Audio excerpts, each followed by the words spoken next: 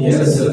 और ये है तुम्हारा कोरेटिको सिस्टमिक आर्च जो आ रही है लेफ्ट वेंट्रिकल से निकल के। यस ये ब्लड जो ब्लड लेफ्ट वेंट्रिकल से आएगा वो ऑक्सीजनेटेड आएगा और वह सप्लाई के लिए जाएगा। और जो राइट वेंट्रिकल से निकलेगा जिसका नाम हमने पल्मोनरी आर्च रखा है, यस सर। वो जाएगा फेफड़ा में, जो श्वसन में बता रहे थे। Yes sir. वो फेफड़े में जाएगा जहां ऑक्सीजन फेफड़े से ली जाएगी और ब्लड की CO2 फेफड़े में दी जाएगी। तो 10 दिन 4 दिन पहले पढ़ा है। Yes sir. वो होगा, ठीक है। Yes sir. तो ये देखो ये पल्मोनरी आर्च है और चूंकि ये निकल रही है हार्ट से जा रही है अंग में, अतः ये पल्मोनरी आर्टरी बुलाएगी। और यही वो आर्टरी है जिसमें अशुद्ध रक्त तुम्हारे 10 वाले नाले से, अब वाले नाले से डीऑक्सीजनेटेड जाएगा। और ये पल्मोनरी वेन है, नहीं तो ऐसे तो जानते हो वेन में ही केवल अशुद्ध रक्त यानी डीऑक्सीजनेटेड ब्लड बहता है। जो मॉर्निंग सेशन में बताएं वो काला नीला दिखता है। और आर्टरी में शुद्ध रक्त यानी ऑक्सीजनेटेड ब्लड बहता है जो एकदम रेड होता है। लेकिन यही एक जोड़ी ऐसी आर्टरी और वेन है जो अपने स्वभाव के विपरीत काम कर रही है। तो आप कह सकते हो कि उनका नोमेनक्लेचर बदल दिया गया, तो नहीं बदल सकते। क्यों? क्योंकि परिभाषा में जो हार्ट से निकल के जाएगा वो आर्टरी कहलाएगा और जो अंग से हार्ट में आएगा वो वेन कहलाएगा। तो इसीलिए ये लोग ये वेन बोली जाएंगी, ये आर्टरी बोली आगे। अब जरा एक और रचना देख लो। देखो जब ये कोरेटिको सिस्टमिक आर्च लेफ्ट वेंट्रिकल से ऑक्सीजनेटेड ब्लड लेके आ रही है तो हार्ट के ऊपर जाने के बाद इधर से दाहिने हिस्से से वो 3 इसमें से आर्टरी निकल रही है। एक इनोमिनेट आर्टरी जो ऊपर थोड़ा बढ़ के जब गर्दन की ओर बढ़ेगी तो 2 भाग में बढ़ जाएगी। एक कहलाएगी राइट कॉमन कैरोटिड आर्टरी और एक कहलाएगी राइट सबक्लेवियन आर्टरी, ठीक है। उसके बाद थोड़ा सा और कटेगी, दिख रहा है ना जैसे बता रहे जैसा दिख रहा है। तो उससे जो निकल के जाएगी ये भी ऊपर ही जा रही है, वो है लेफ्ट कॉमन कैरोटिड आर्टरी, वहाँ पूरा नाम लिखेगा। और फिर इसके बाद जब ऐसे टर्न मार के घुसने लगेगी तो इधर बाएं साइड के पोर्शन में एक आर्टरी निकलेगी जिसका नाम है लेफ्ट सबक्लेवियन आर्टरी। अब ये तीनों मिलके हार्ट और हार्ट के ऊपर जिसमें हाई बांध भी सम्मिलित है, इनको ब्लड जाएगा लेकर, ठीक है। और अब ये जो है पीछे से देखो ये टर्न होके हृदय के नीचे आ रहा है, देख रहे हो। और अब हृदय के नीचे जितने अंग हैं उनको ब्लड लेके यही जा रही है डॉर्सल एओर्टा, जो फर्स्ट आपने बता रहे थे महाधमनी, ठीक है। और इसकी सुरक्षा के लिए हम जो रीढ़ की हड्डी जा रही है ना, इसी रीढ़ की हड्डी के पार्श्व से, ताकि बाहर से कोई चोट मारे तो इसको ना लगे, ठीक है। वर्टिब्रल कॉलम है ना यहाँ से, इसी के समानांतर ये जा रही है, ठीक है। अब नीचे जाएगी तो अब बताते हैं नीचे कैसे कैसे ब्लड बांट रही है। जानने इतना आपको समझ में अब ये मिटाएगी क्योंकि बाहर वाला बच चुका है। यहाँ पे कोई पूछना है फिर से?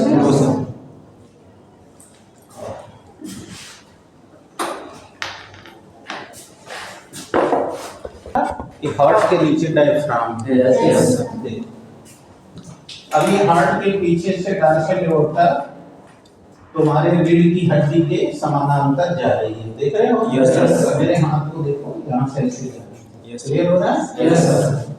अब यहाँ से पहले एक जोड़ी पतली सी आर्टरी निकलेगी। सुबह बताए थे एओर्टा से जो अंग में जाएगी उसे आर्टरी कहेंगे, बताए? Yes sir. ये क्या कहाँ जा रही है? ये फ्रेनिक अरे ये डायफ्राम को जा रही है, यही तुम्हारा डायफ्राम है। अभी मैंने फर्स्ट हाफ में ये डायफ्राम है, इंद्र को यहाँ खड़ा करके दिखाया था कि हार्ट को नीचे से कौन सुरक्षा दे रहा है, यानी कि थोरेसिक कैविटी कैसे बन रही है। तो बताए थे कि हार्ट के ठीक नीचे डायफ्राम है और डायफ्राम के ठीक नीचे आपका पेट है। इसलिए कभी कभी आप ज्यादा खा लेते हो, जैसे मुफ्त का मिल जाए या फिर अच्छा भोजन लग जाए तो ज़्यादा खा लेते हो, तो खाने के बाद थोड़ा टहलना चाहिए, लेकिन ऐसा नहीं करते हो। तब इसमें ज़्यादा हो जाने से पेट में जब पिशाई हो रही है तो उससे कभी चोट लगती है तो डायफ्राम को धक्का मारता है, और वो धक्का मारता तो डायफ्राम ऊपर हार्ट है, हार्ट को चोट पहुंचाता है। तो कुछ लोग सोचते हैं कि मेरे को हार्ट अटैक आने वाला है, तो वो हार्ट अटैक नहीं है, वो ज्यादा खाए हो उसकी वजह से होता है। ठीक है। अब चूंकि तुम लोग के कोर्स से डाइजेशन निकल गया है, नहीं तो बताते कि यहाँ क्या हो रहा है। ठीक है ना? कहाँ कोर्स में निकल गया ना। चलिए बात करें। तो ये देखो, ये तुम्हारा डॉर्सल एओर्टा आ रहा है, ये डायफ्राम में ब्लड लेके जा रहा है। इस आर्टरी का नाम है फ्रेनिक आर्टरी। कौन सा? Phrenic artery. Phrenic artery. ठीक है। अब इसके नीचे आगे बढ़ा, अब इसके नीचे जैसे ही ये जाएगा तो जानते हो कौन है? तभी से आ जाओ भाई, क्योंकि हम ऐसे बता रहे हैं कि लोग को दिखाई नहीं दे पा रहा है। ऐसे है ना, बड़े उल्टा घूमते। देखो ये वर्टिब्रल कॉलम जा रहा है, देख रहे हो? यही सौधे में हार्ट है, और यहाँ से जैसे नीचे गया, एक ये और एक ये बंद कर दो, लग जाएगा। ये फ्रेनिक आर्टरी है। और अब इसके नीचे जाओगे तो अब इसके नीचे एक तो किडनी यहाँ है, लेफ्ट वाली ऊपर है, राइट वाली नीचे है। हाँ एकदम ऐसे। ठीक है। ये किडनी की पोजीशन है, जो ये लंबर जोन में है, यानी कि है जो एब्डोमिनल कैविटी है, इस पोजीशन में थोरेसिक कैविटी के नीचे। और उसकी भी सुरक्षा के लिए ये वर्टिब्रल कॉलम है, और इसी वर्टिब्रल कॉलम के दोनों साइड में एक राइट वाली एक लेफ्ट वाली किडनी मौजूद है, जो भी बताएंगे पेशाब कैसे बनेगा। बैठिए सर। अब ये देखिए, ये लेफ्ट वाली किडनी है। हाँ, कोई बच्चा अगर हंस रहा है तो अपने आप पर कंट्रोल कर लो, नहीं इतना मारेंगे ना बुखार चढ़ जाएगा। क्योंकि डॉक्टरी की पढ़ाई हो रही, खिलवाड़ी हो रही। यहाँ देखो, ये जो राइट वाली है वो छोटी और लेफ्ट वाली बड़ी, और एकदम ठीक अपोजिट नहीं है। तो अब देखो, यहाँ से ये निकल के आ गई इसमें, और यहाँ से ये ब्लड लेके आ गई इसमें। दिख रहा है? Yes sir. जहाँ ये खून छाना जाएगा और इसी से मूत्र बनेगा, जो अभी थोड़ी देर बाद क्लियर हो रहा है। यानी ये तुम्हारी किडनी ही है जो ब्लड को फिल्टर करती है। जैसे गाड़ी में, ट्रक में, या तुम्हारे बाइक के इंजन में फिल्टर लगता है ना, जब सर्विसिंग कराते होगे तो फिल्टर बाद होता होगा, खराब हो गया होगा तो बदलेगा। ये भी यही है। तो जो लोग चाउमीन चाउमीन या अननेचुरल भोजन कर रहे हैं, इन लोगों को 35 साल के बाद पता चलने लगेगा। राइट है? यस।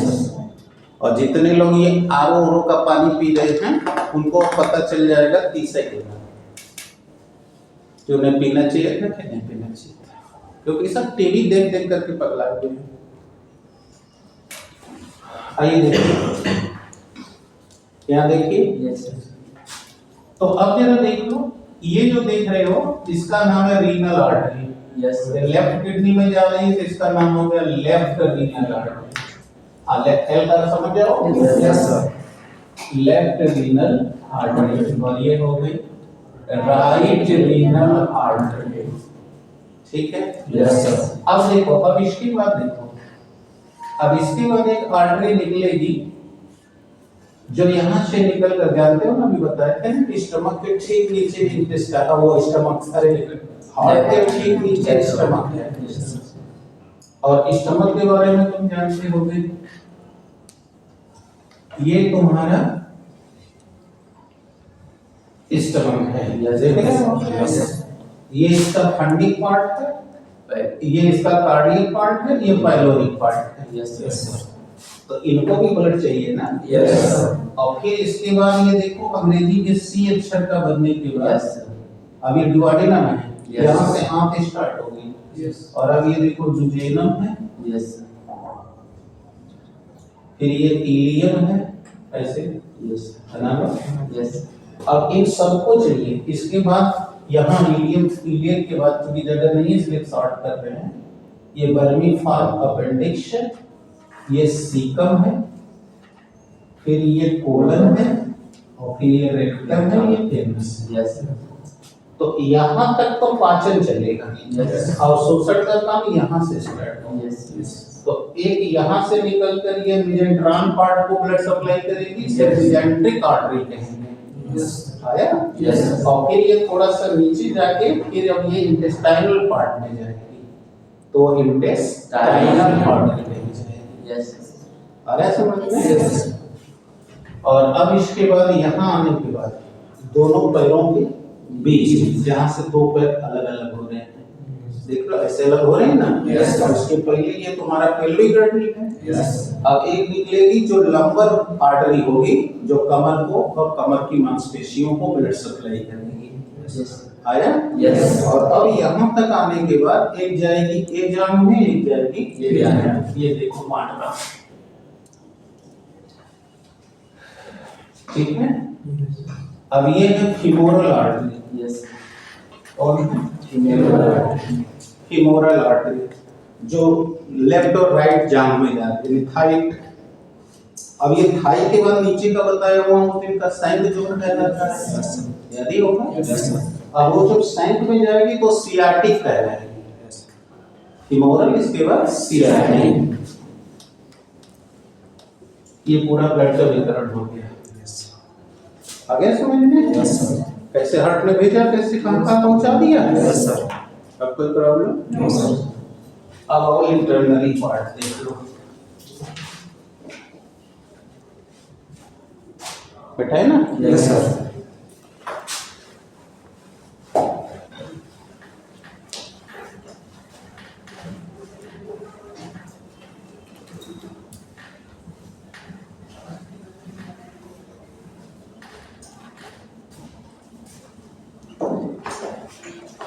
अब अपने अंदर का ध्यान दीजिए।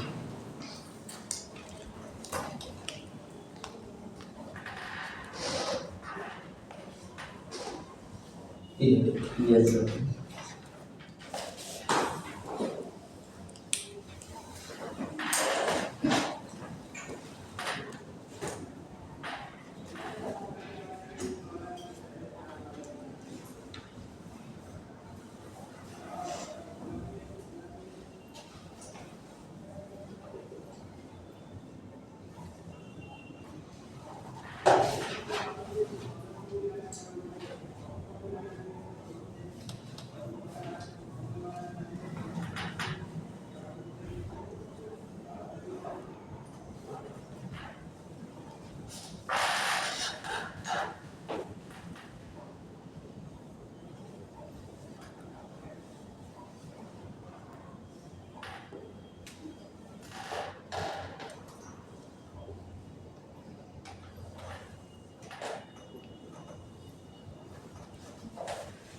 ये देखो right artery, left artery, right ventricle, left ventricle. ठीक।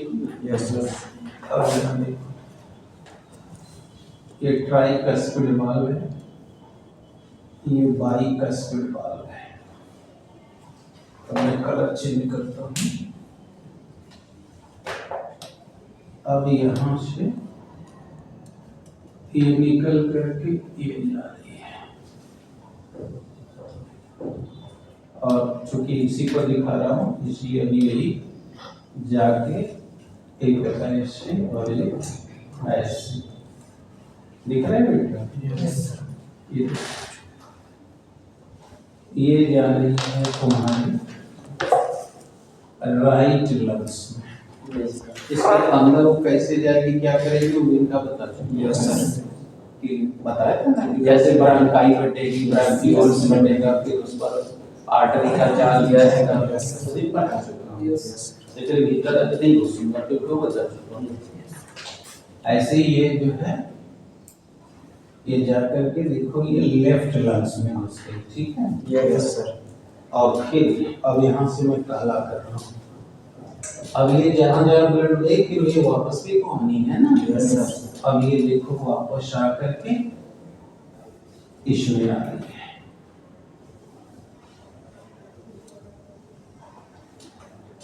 और यहाँ से ये वापस हो रही है,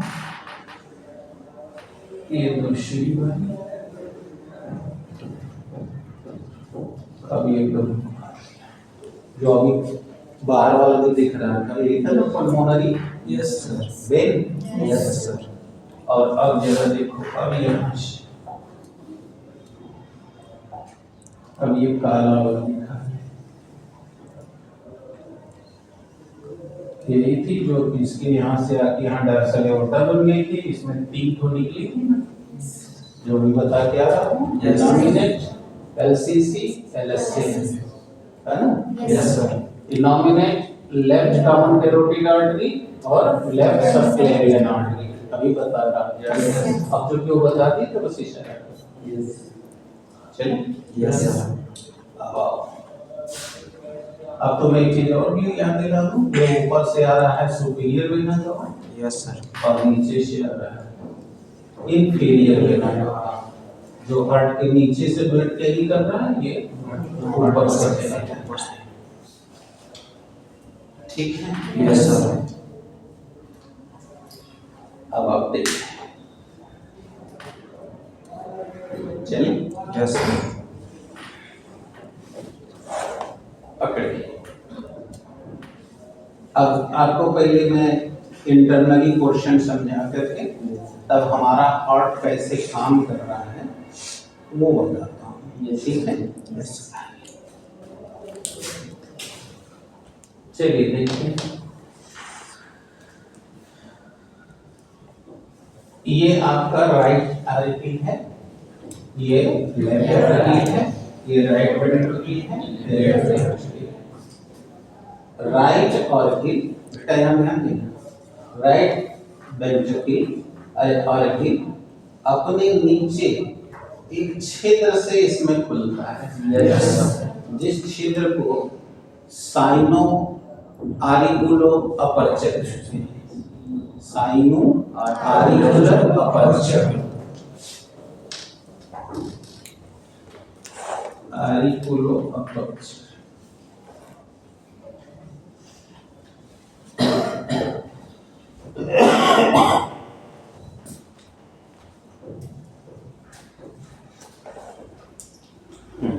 चलिए। Yes sir.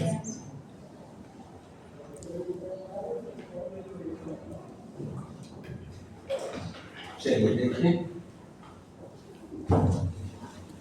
ये साइनो आरिकुलर अपर्चर है। विकास मन न लगे तो बाहर चले जाइए, जाके मैं तो पढ़िए। ये साइनो आरिकुलर अपर्चर है बेटा, ठीक है। Yes sir. और इस अपर्चर को गाइड करने के लिए, माने कब खोलना है बंद करना है, यहाँ एक ट्राइकस्पिड वाल्व है। देख रहे हो ना, 3 को लेयर दिखाई। Yes sir. ये ट्राइकस्पिड वाल्व है। अभी फर्स्ट हाफ में वाल्व का क्या मतलब होता है आपको समझाया। ये ट्राइकस्पिड वाल्व है। और अब इस राइट वेंट्रिकल में देखिए, तो इसमें ये आपको एक वाल्व और दिख रहा है जिसका नाम है सेमी लूनर वाल्व। क्या नाम है? Semi lunar. हाँ, ये रहा semi lunar valve. Semi lunar valve. और ये वाल्व देखिए ऊपर बढ़ के नलिका से अर्ध चाप काटते हुए हार्ट के आर्टरी के पीछे जाके 2 भाग में बट रहा है। यस। अभी अभी आपने उस चित्र में देखा था, इसी का नाम मैंने पल्मोनरी आर्च रखा था। Yes sir. और ये आर्च अब 2 भाग में बट गई। ये हो गई राइट पल्मोनरी आर्टरी, ये हो गई left pulmonary artery. Right pulmonary artery गई राइट लंग्स में, और लेफ्ट गई लेफ्ट लंग्स में, जहां ऑक्सीजन और CO2 का इनपुट आउटपुट होगा। यस। जो हम सोशल में पढ़ना चाहते हैं। ठीक है। Yes sir.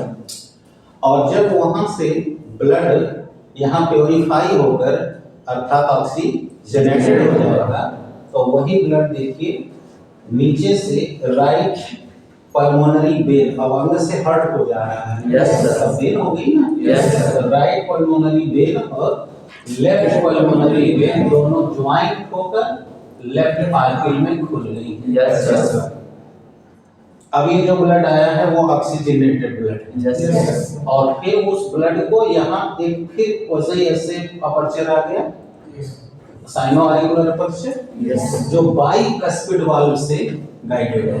यहाँ देखो ट्राइकस्पिड वाल्व, Yes, sir. यहाँ दो ही कॉमन दिखा है। Yes, sir. तो ये बाइकस्पिड वाल्व है और इस वाल्व से भी गाइडेड है। अब ये ब्लड आएगा लेफ्ट ऑर्किल में और यहाँ से देखो फिर सेमिलुनर वाल्व से होकर पोरैटिको सिस्टमिक आर्च के जरिए डिस्ट्रीब्यूट होने जाएगा, जो अभी कुछ देर पहले बताया कि ये कहाँ जाती है, ये कहाँ जा रही है, और फिर नीचे बताया है आपको चीजें बना के भीतर कैसे होगा। Yes, sir. आया दिमाग में? Yes, sir. अब चलो बताता हूँ कि हार्ट का मैकेनिज्म कैसे है। तो थोड़ा एक चीज और बताता हूँ, यह जब सिकुड़ेगा देखेगा Yes, sir. तो ये डायस्टोल कहलाएगा, फैलेगा तो सिस्टोल कहलाएगा। हिंदी में संकुचन प्राकुंचन, ठीक है। Yes. जब ये सिकुड़ेगा तो ब्लड वापस नहीं जाएगा क्योंकि ये महाशिरा है और सुबह पढ़ाया हूँ कि वेन के अंदर बाल होते हैं। Yes, sir. जो केवल एक दिशा में ब्लड जाने देंगे, दूसरी दिशा में नहीं जाएंगे। और आपको ना भूले मैंने आपके साइकिल की सीटिंग वाल बताई। Yes, sir.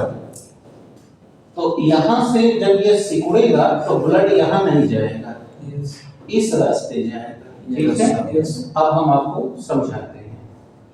अभी हमने कहा कि हार्ट के ऊपर जितना भी ब्लड गया हुआ था, अब वो ब्लड डीऑक्सीजनेटेड हो गया। Yes, sir. तो अब उस रक्त को वापस लेने का काम सुपीरियर वेना कवा करती है। कौन करती है? Superior vena cava. और अब ये सुपीरियर वेना कवा ब्लड कैरी करके ले आती है ऊपर के भागों से।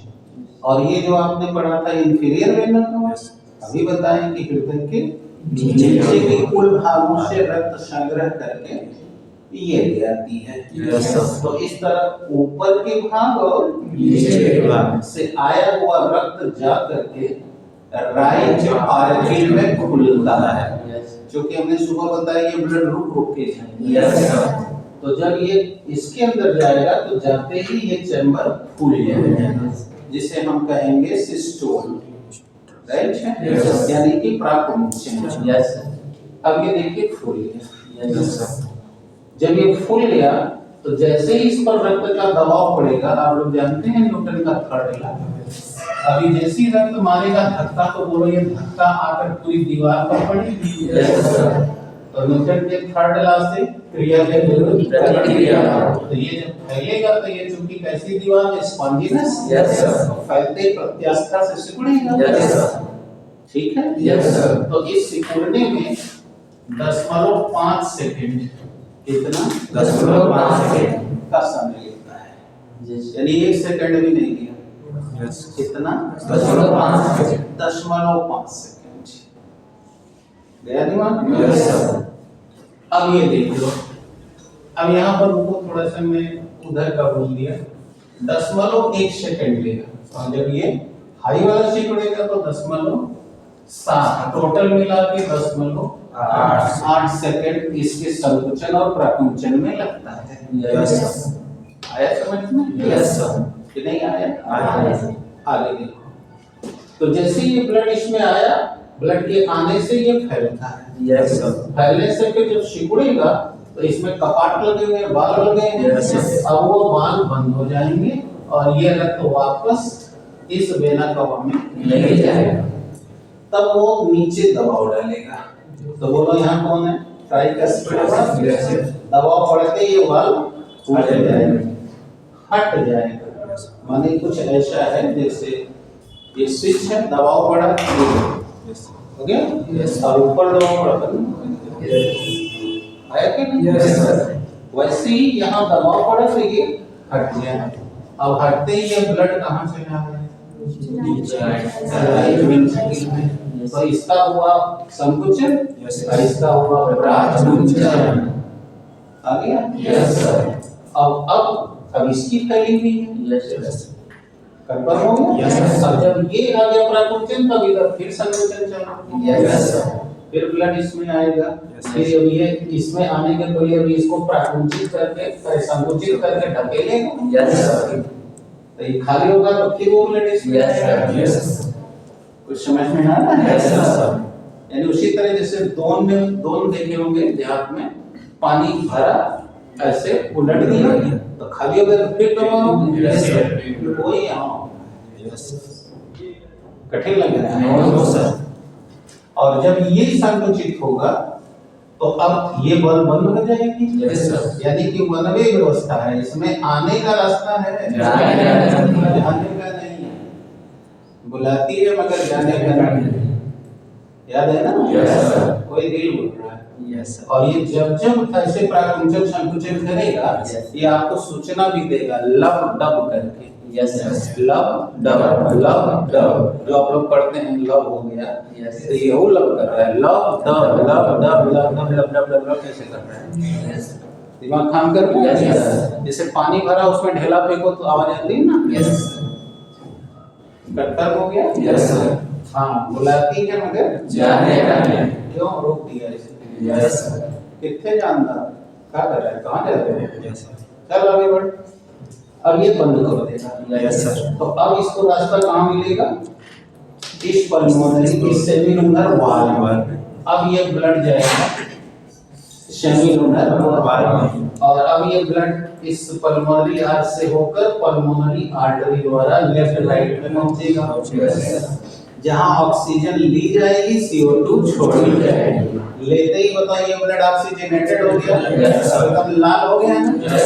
अब ये ब्लड ये दोनों के दोनों लेफ्ट पल्मोनरी में और राइट पल्मोनरी में लेकर आएंगी लेफ्ट साइड। यानी कि आधा हिस्सा शरीर, ये आधा हिस्सा ब्लड कैरी करके फेफड़े में भेज रहा है और फेफड़े से रक्त के ऑक्सीजनेटेड होने के बाद आधा हिस्सा शरीर में भेजने का काम करेगा। इसलिए बाएं वाला पोर्शन को लोग शुद्ध कहते हैं, इसलिए शादी विवाह में अर्धांगिनी बाएं बैठाई जाती है। यस समझ गए? यस तो ये इसके पीछे पोर्शन है। अब यहाँ से जब ब्लड आएगा इसमें, ठीक है? Yes, sir. तो अब इसकी संकुचन में 0.3 सेकंड लगेगा, ठीक है? Yes. और जब ये संकुचित होगा तो ये चूंकि वेद में Yes, तो sir. उसमें बाल बने, Yes, sir. वापस नहीं जाएगा। कहाँ आएंगे? नीचे। ये बाइक स्पीड बाल को हटाएंगे, आ जाएंगे यहाँ। और जब यहाँ आके ये संकुचित होगा तो इनको बंद कर देगा। Yes, sir. अब ये ब्लड जाएगा कोरेटिको सिस्टमिक आर्टरी। अब ये जाएगा ब्लड वितरित होने के लिए, जिसके बारे में फर्स्ट हाफ में बताया कि यहाँ कोई वाल्व नहीं है। यस इसलिए जो बार पचकेगा, जो बार फूलेगा तो बार इसमें दबाव पड़ेगा और उसी को हम गिनते हैं। यस कहते हैं देखो ये हार्ट बीट आ रही है। यानी कि एक कार्डियक साइकिल, एक सिस्टोलिक और एक डायस्टोलिक प्रोसेस, यानी एक संकुचन और एक प्राकुंचन से मिलकर हृदय की एक धड़कन बनती है। यस आगे समझ Yes. जैसे मान लो हम लेवर लगाए हैं और वो दोन दबा रहा है, ठीक है? हम दूर बैठे हुए हैं। अब हम देखें कि हमारा पानी आ रहा है कि नहीं, तो जब और वो पानी को ऐसे जो है उधेगा यस तो बताओ पानी में लहर बनेगी। यस फिर वो लहर आगे बढ़ के खत्म हो जाएगी, फिर डूबेगा, फिर बढ़ेगा, फिर लहर बनेगी। Yes. यानी हम देख लेंगे लहर बन रही है कि नहीं। लहर बनती जाएगा, मतलब पानी आ रहा है। आप समझ रहे हो? यस और जब लहर नहीं बनेगा मतलब वाले को पानी ना दबा रहा है, भेज नहीं रहा है। तो वही हम भी हार्ट बीट में यही करते हैं। अभी सुबह बताए कि जहाँ हड्डी का जोड़ आएगा वहाँ आर्टरी बाहर आ जाएगी और वहीं को ऐसे पकड़ेंगे तो ये जबर ढकेलेगा, तब प्रेशर बढ़ेगा, तो हम गिन लेंगे हार्ट बीट। यानी एक सिस्टोल एक diastole is equal to 1 cardiac cycle, यानी एक हृदय की धड़कन। आ गया? और इस धड़कन में जब आप सामान्य कंडीशन में है तो आपका जो डायस्टोलिक प्रेशर है वो 80 mm मरकरी होना चाहिए और जो सिस्टोलिक प्रेशर है वह 120 mm मरकरी होनी चाहिए। अगर आपका ब्लड प्रेशर ये लोएस्ट वाला बहुत इंपॉर्टेंट है, अगर इससे कम हो रहा है इसका मतलब आपको लो बीपी है। अब आपकी जान खतरे में है, क्योंकि लो बीपी में 1 साल से ज्यादा आप नहीं टिकने वाले हैं, 1 साल में खत्म करें। हमारे फादर को लो बीपी था और 1-1.5 साल में समाप्त हो गए। अंडरस्टूड? और यदि 120 प्लस आ रहा है तो ये हाई बीपी है। और हाई बीपी में अगर आप अपने शरीर का ध्यान रखेंगे, सिगरेट विगरेट नहीं पिएंगे, ज्यादा मांसल भोजन नहीं करेंगे तो आप 5-10 साल चल जाएंगे। ठीक है? क्योंकि अब ये काम जल्दी जल्दी हो रहा है। अगर ये प्रेशर बढ़ रहा है तो आपके हार्ट का जो आराम है, गैप मिल रहा था, वो गैप खत्म हो जाएगा ना, तो हार्ट जल्दी ही थक जाएगा। और 10 साल 12 साल के बाद ज्यादातर से डॉक्टर लोग तो 5 साल का समय देते हैं कि हाई बीपी है तो 5 साल दिएगा, बहुत ज्यादा। आगे बात समझिए। अब जानिए कैसे कैसे ब्लड आ रहा है, कैसे जा रहा है। अब किसी को कोई प्रॉब्लम? ब्लड प्रेशर भी समझ गए आप? अब आपको बताने जा रहा हूं कि कैसे पेशाब बनता है। याद है, अभी थोड़ी देर पहले बताया कि रीनल आर्टरी ब्लड लेके गई है किडनी। अब आइए देखते हैं किडनी का क्या है। इधर कोई प्रॉब्लम है जी? अच्छा, हार्ट अटैक। देखिए, हार्ट अटैक की जांच देखिए। अब मुझे बैठ के बताना पड़ेगा।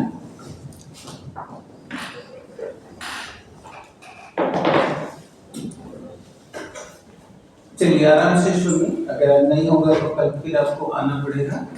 लेकिन समझ लीजिए, जिसके मन में जो जो क्वेश्चन है सब पूछ लें, राइट? क्योंकि ये हृदय की बात है और आपको भी जानना चाहिए, अपने घर में भी बताना चाहिए, क्योंकि माता पिता जब तक स्वस्थ रहेंगे आपको हर सुविधाएं मिलती है। देखिए, आपने पूछा कि हार्ट अटैक कैसे आता है, तो उसको जानिए। जैसे आपने कभी ट्रक देखा है, तेल वाला ट्रक, टैंकर जिसे कहते हैं, तो टैंकर में तेल कहाँ लगा हुआ है? टैंकर के अंदर। तो जो ट्रक चल रहा है, क्या वो उसी में से तेल लेके ट्रक चल रहा है? ट्रक का अलग तेल का भंडार है। सही है? दिमाग में समझिएगा, मैं सरल भाषा यूज किया हूँ क्योंकि आपने जानने की इच्छा प्रकट की है, क्योंकि आप बहुत चीजें नहीं जानते हैं, मैथ ग्रुप पढ़ते हैं, तो आपका इच्छा हो गई, इसलिए मैंने सरल भाषा यूज किया। ट्रक चलने के लिए ट्रक के इंजन को तेल की सप्लाई के लिए अलग से नलिका होती है, जबकि टैंकर में तेल भरा हुआ है। बस वही हाल हार्ट का है। ठीक है? हार्ट का क्या हाल है?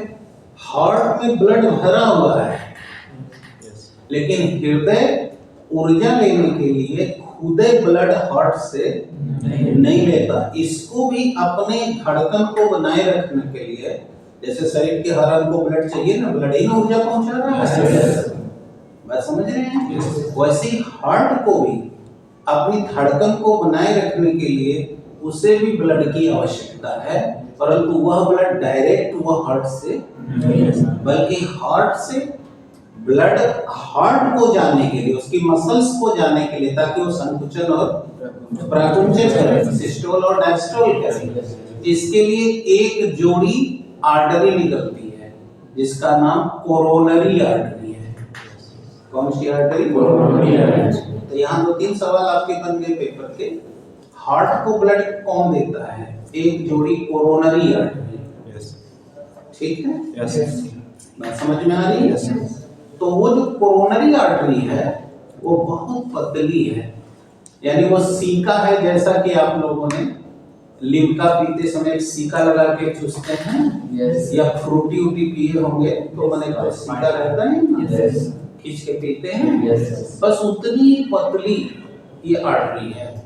समझ में आ गया? Yes. और कितनी है? एक जोड़ी। एक जोड़ी माने दो। ठीक है? यस तो जब इस आर्टरी में कोई अवरोध आएगा, यानी तेल फंसेगा, जैसे कि आपके बाइक में तेल फंसे तो इंजन भड़बड़ाएगा ना, तो हम मारते हैं चौक की हट जाए। यस वैसे ही अगर आपके इस कोरोनरी आर्टरी में कोई अवरोध आ रहा है तो हार्ट को ब्लड की सप्लाई कम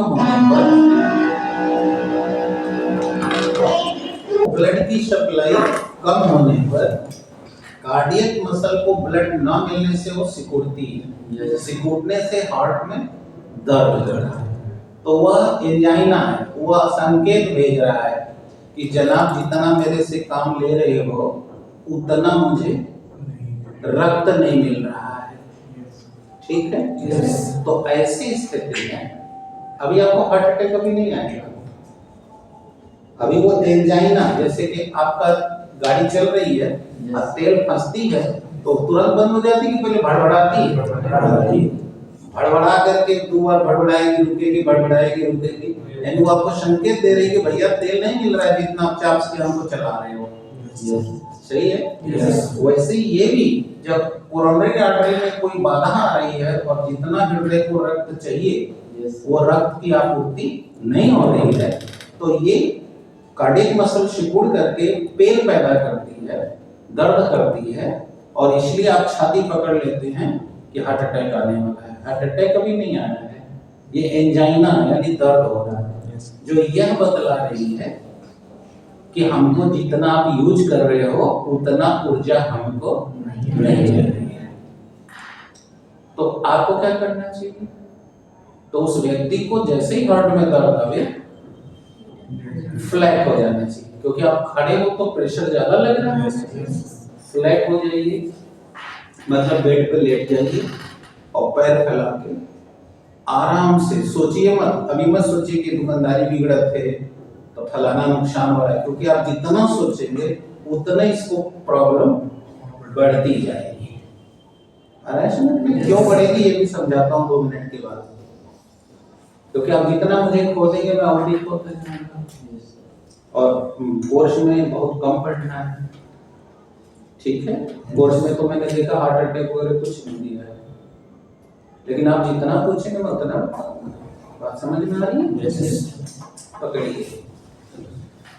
तो आपको पहले फ्लैट हो जाना चाहिए और चिंता मुक्त हो जाना चाहिए। ऐसा होते ही आपका जो पिट्यूटरी ग्लैंड है वो आपको संतुलन बनाने के लिए फट से नींद में डाल देगा, मतलब सुता देगा। सुताते ही हाथ पैर की सप्लाई ब्लड हाथ पर निष्क्रिय होगा, तो हृदय को ब्लड कम पहुंचाना पड़ेगा। और उस कम, जैसे कि आपको गाड़ी भड़बड़ा रही है तो आप 4 नंबर के गियर में नहीं जाते हैं, तब 1 नंबर 2 नंबर गियर में आ जाते हैं। समझ गए ना? इसी का उदाहरण ऐसा दे रहा हूँ कि आपको समझ में आए। तो जैसे ब्लड की आपके शरीर के अंग जो है काम करना बंद करेंगे, उनको रक्त की आपूर्ति कम हो जाएगी, बंद हो जाएगी, और हार्ट को ब्लड पर काम का लोड कम होते ही वो हार्ट अब उसमें सामान्य होने लगेगा। लेकिन उसने आपको संकेत दे दिया कि अब आप खान पान पर ध्यान रखो, ज्यादा रात तक मत पढ़ो। जैसे कई बच्चे होते हैं दिन भर नहीं पढ़ेंगे, वो सबको घर वालों को दिखाने के लिए 2 बजे ले पढ़ेंगे, फिर 10 बजे सोते हैं दिन में। तो वो यही बता रहा है कि भाई क्या कर रहे हो मेरे साथ।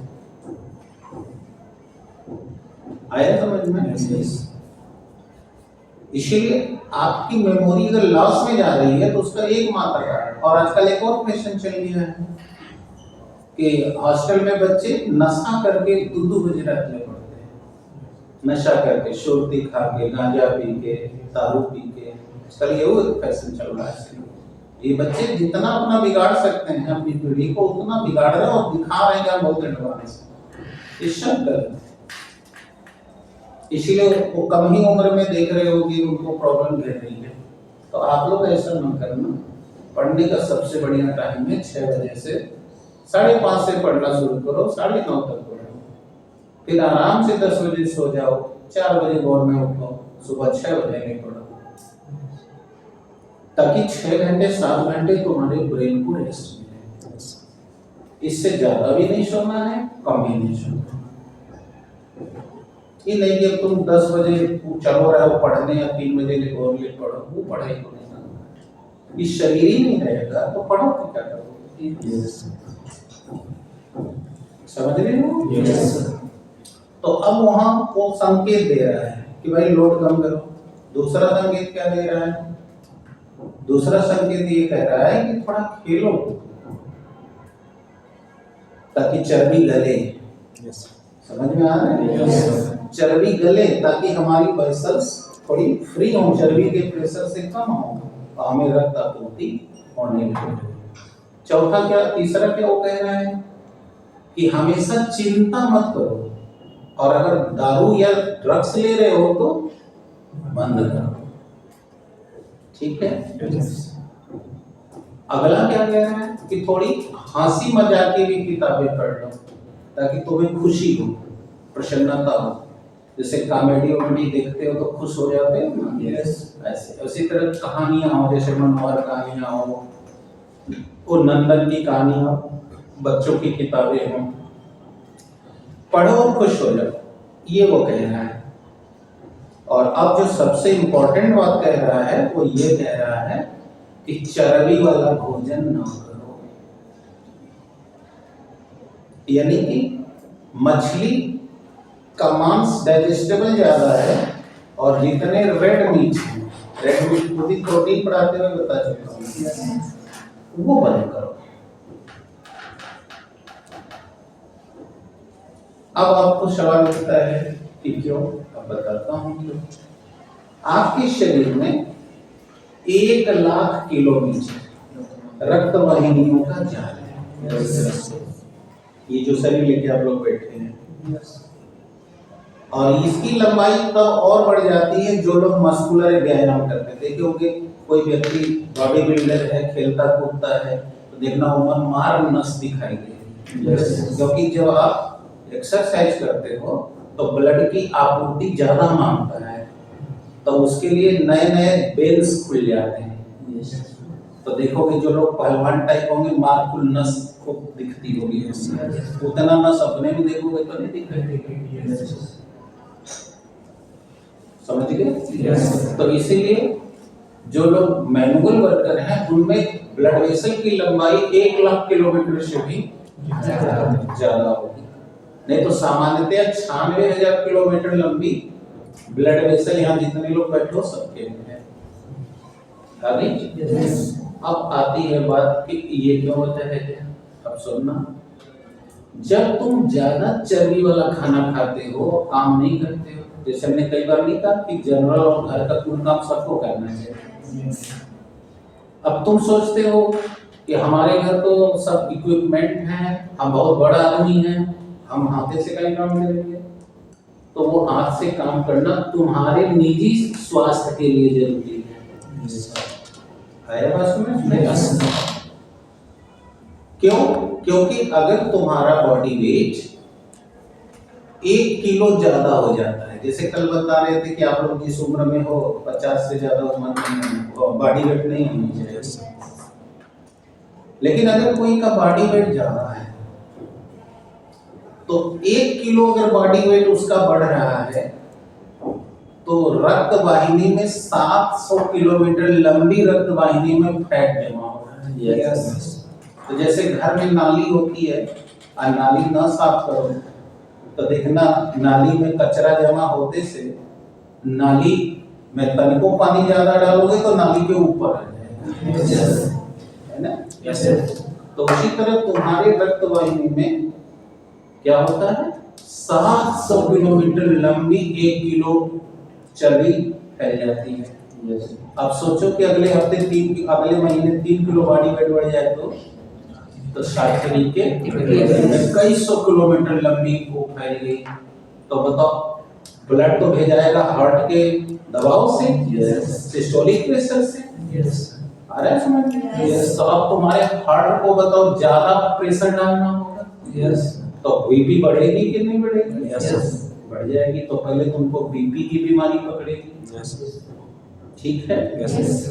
दूसरा, अब ये चर्बी जब जमा होते होते कोरोनरी आर्टरी में भी तो जाएगी। यस। जब वो कोरोनरी आर्टरी में जाकर के मटर सरसों के दाने के दुगुना या मटर के दाने के बराबर का आकार पकड़ लेगी, तो अब बताओ ब्लड की सप्लाई रुकने लगेगी। यस। तो वही जब ब्लड नहीं मिलेगा तो वही है हार्ट अटैक। समझ में आ रहा है? Yes. अब तो लोग ऐसे छाती लेके बैठ जाएंगे। और अब रक्त, अब उसमें अंगुली डाल के तो तुम नहीं ना हटाओगे, तो रक्त प्रयास कर रहा है प्रेशर देने के हटाने का। तो अगर रक्त के दबाव से वो हट गया तो वहां जहां वो फूल के रास्ता रोका तो वहां प्रेशर बढ़ गया था। तो वहां की ऊतक क्षति ग्रस्त हो जाएगी। अब वो ऊतक कितना इंजर्ड हुई है उसी पर डिपेंड करेगा कि आपका दर्द कितना होगा। समझे क्या बोल रहे हैं? कम हुआ तो कम दर्द होगा, ज्यादा इंजर्ड हुआ है तो ज्यादा।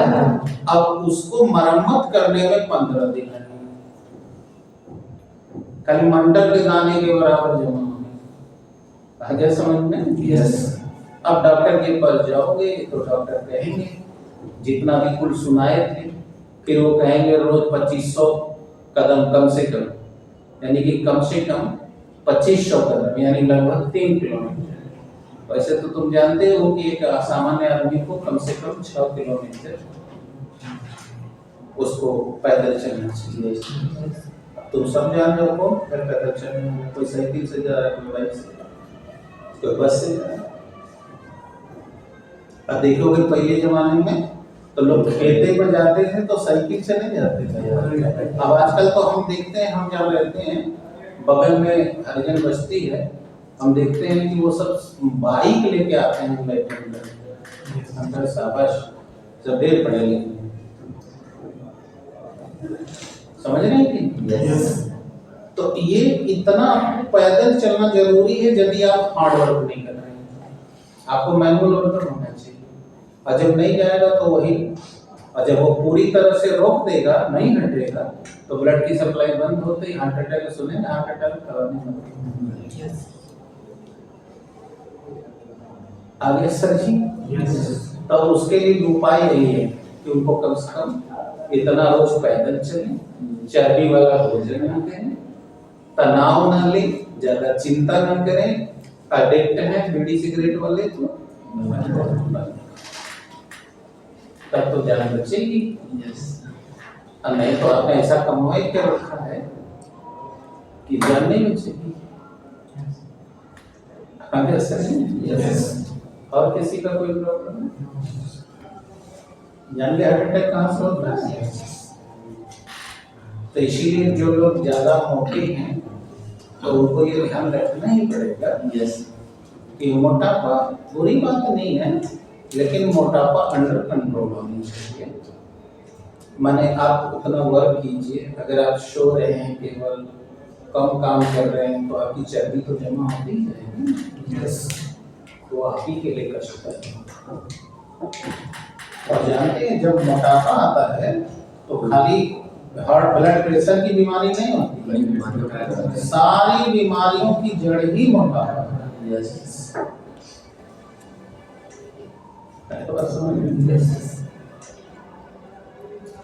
तो आप सब लोग एकदम चुस्त दुरुस्त रहिए, खेलिए कूदिए, ये सब ध्यान रखिए, कोई प्रॉब्लम नहीं। तो हम आगे बढ़ेंगे। तो चलिए बताता हूँ कि कैसे यूरिन बनती है। तो अभी मैंने बताया कि बेटा जो ब्लड है वो ब्लड रीनल आर्टरी लेकर किडनी में जाती है।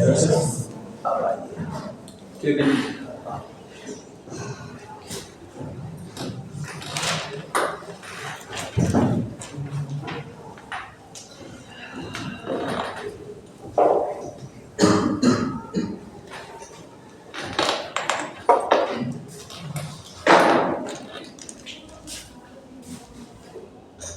ये देखिए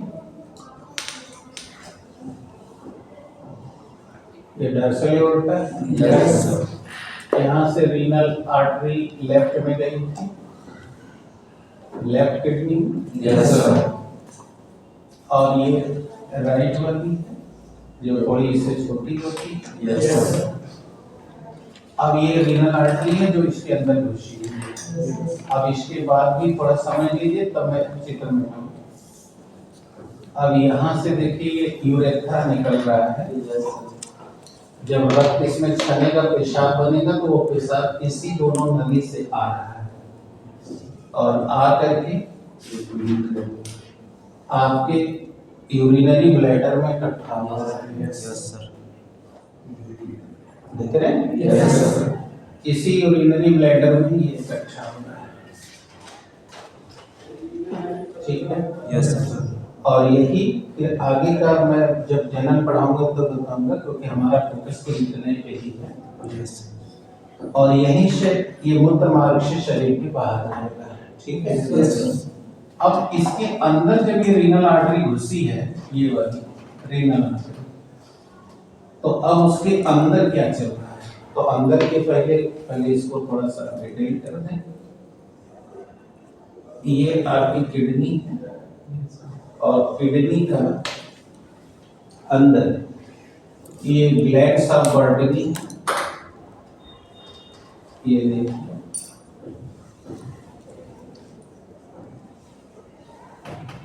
ये इसका ये जो है ये मेडुला पार्ट है, ये इसका कार्टेक्स जोन है। ठीक है? यस, और इसी के अंदर 1 लाख से लेकर 10 लाख की संख्या में, कितनी? 1 लाख से 10 लाख की अब इसी से अनुमान लगाओ कि ये रीनल आर्टरी घुस के कितनी पतली पतली नलिका में बढ़ रही है। यस, इतनी नलिका में ये बढ़ जाती है जिस नलिका को नेफ्रॉन्स यस सर, या यूरिनिफेरस ट्यूबुल, यस सर, ठीक है, अभी बनाने जा रहा हूँ इसीलिए पहले दिखा रहा हूँ। क्लियर हो रहा है? यस, यूरिनिफेरस ट्यूबुल या नेफ्रॉन्स कहते हैं। आया? यस सर, अब चलो बताता हूँ कि एक नेफ्रॉन कैसी होती है। ये क्लियर हो गया तुमको इतनी बात है? Yes. आओ देखो।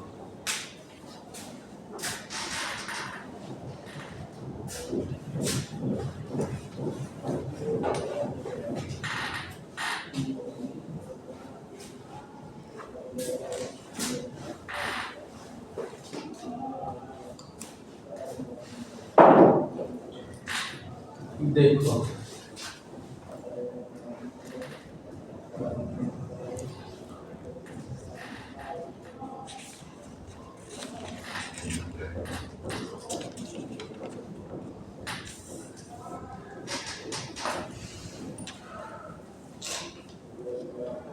कंसंट्रेशन बनाओगे।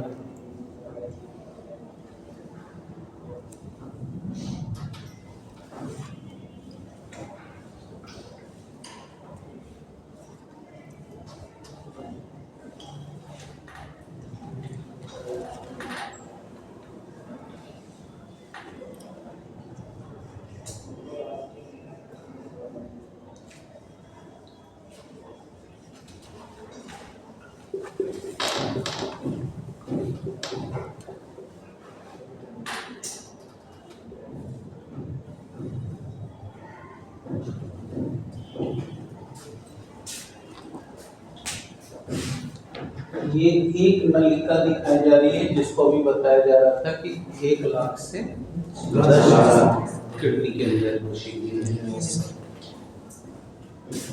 अब ये देखो, ये तुम्हारी थी रीनल आर्टरी, ये रीनल आर्टरी तो जानी ना डार्सल होता है। यस सर, ये रीनल आर्टरी है, इसीलिए तो चित्र बनाए थे समझाने के लिए। अब ये रीनल आर्टरी यहाँ से बताओ, अगर ये 1 लाख की संख्या में है तो बोलो 1 लाख पतली नलिका में बटेगी। यस सर, और 6 लाख है तो 6 लाख।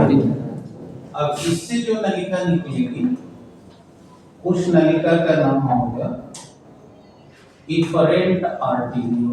सुबह बता रहे थे कि आर्टरी जब अंग में घुसेगी, आर्टरी जब टिश्यू में घुसेगी तो उसे आर्टीरियोल कहा जाएगा। तो ये इफरेंट आर्टरी, इसका नाम लिखते हैं अफरेंट आर्टरी, अफरेंट आर्टीरियोल है। अब ये अफरेंट आर्टीरियोल देखो इसमें जाकर ये पूरा देखो ये नेटवर्क बना रही है, ये पूरा जाल बना डाली, देख रहे हो। और अब ये जब जाल बाहर निकलेगा तो इस जाल का जो डायमीटर होगा वो माने व्यास वह इससे पतला रहेगा। इसलिए चित्र बनाते समय ध्यान दें, ये मोटा है तो ये उससे भी पतला है, पतला है। अब ये सब के सब जाकर के रीनल वेन में खुलेंगे, क्योंकि आर्टरी ले आएगी रक्त, वेन संग्रह करेगी, तो ये रीनल वेन में खुलेंगे जो किडनी में ले रीनल वेन, ठीक है। और ये रीनल वेन जाके खुलेगा पोस्टीरियर वेना कावा में, पश्चिम महाशिरा में, जो रक्त बताए थे ना नीचे का रक्त वो संग्रह करके ला रही है। अब इसके बाद जो क्या हुआ है वो सब देखो, तब मैं नामांकन करना शुरू करता हूँ। ये सब वेन्यूल्स हैं। अब ये है इफरेंट आर्टरी, इफरेंट आर्टीरियोल। अब ये सब कैपिलरीज हैं, ब्लड कैपिलरीज।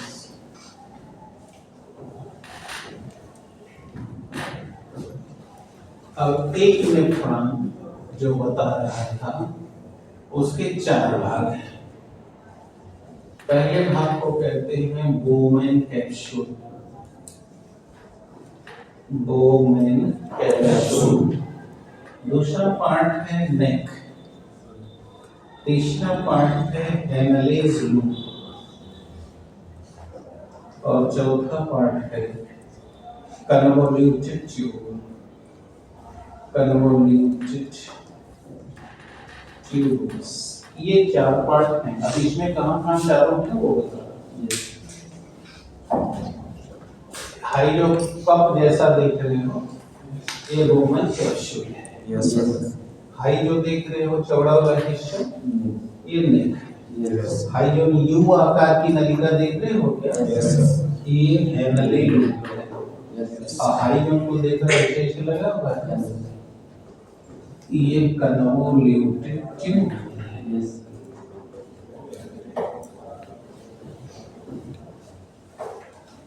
हो गया? Yes sir. तो मैं बताना शुरू करूं।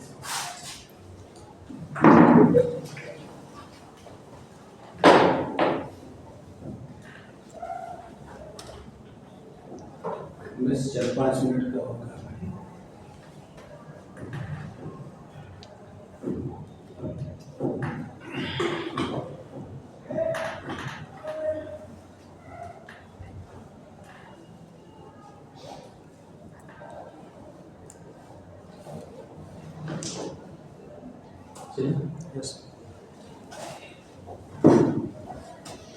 अब देखिए, पहले इसको एक्सप्लेन कर लें तब बताता हूँ कैसे ब्लड चलने जा रहा है।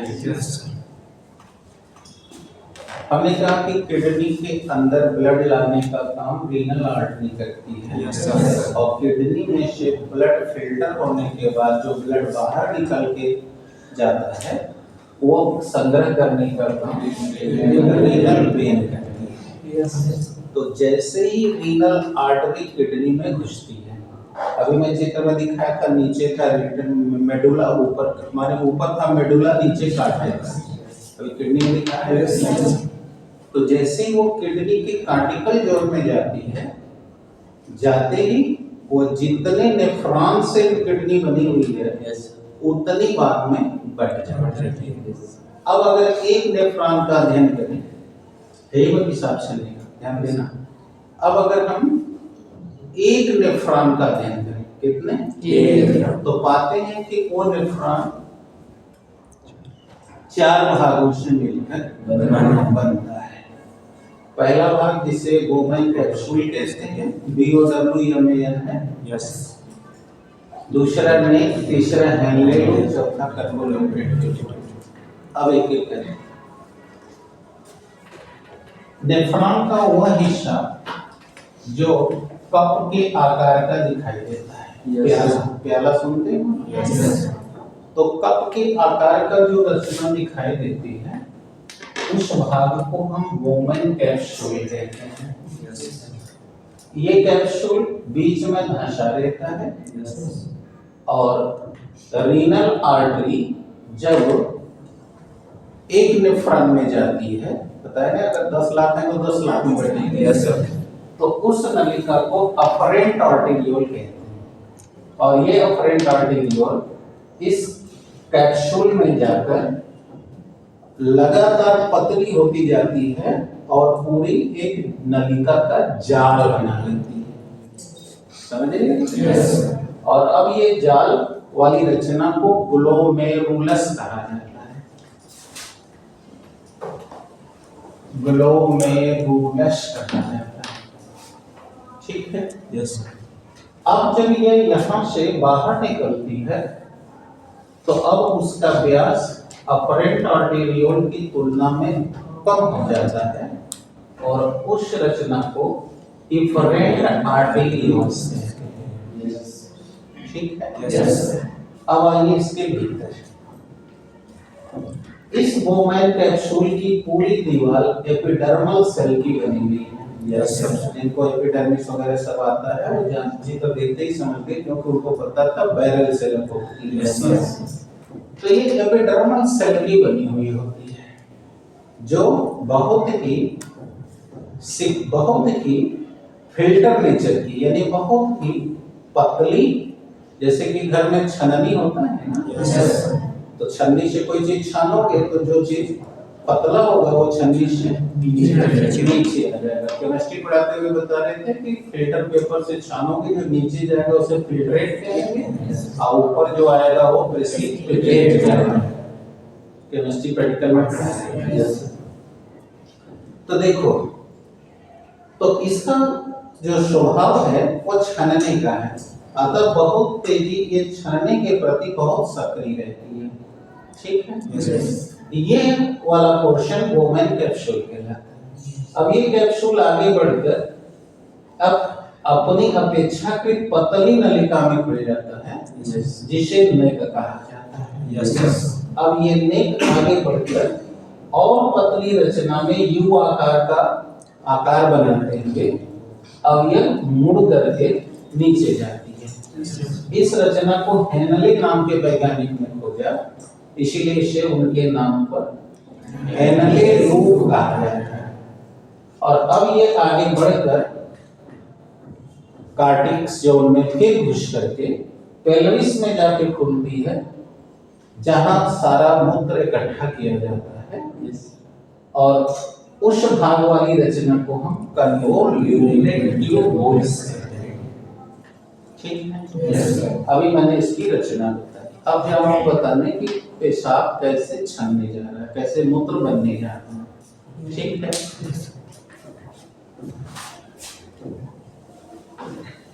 देखिए,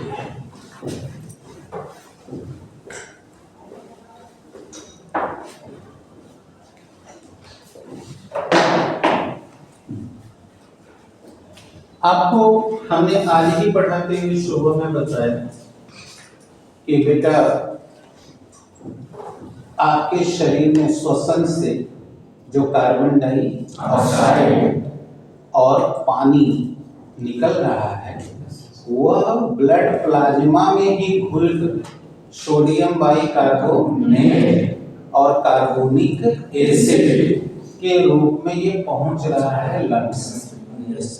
ठीक है? वहां पहुंच रहा है।